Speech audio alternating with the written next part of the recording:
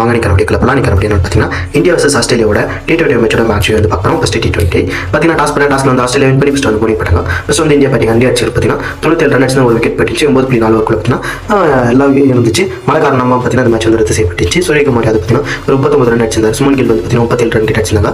அபிஷேக் சர்மா ஒரு 19 ரன், நேத்தல் அன்னிஸ் பார்த்தீங்கன்னா ஒரு விக்கெட் தலை எடுத்திருந்தாங்க. அதனால பார்த்தீங்கன்னா மழை காரணமாக வந்து பார்த்தீங்கன்னா மேட்ச் வந்து ரத்து செய்யப்பட்டது. ஃபஸ்ட் போட்டி உமன்ஸ் வேர்ல்டு கப்போட மேட்ச் வந்து பார்க்குறோம். யாராருன்னு பார்த்தீங்கன்னா இது வந்து எலிமினேட் போட்டி, ஃபஸ்ட் எலிமினேட்டர் போட்டி.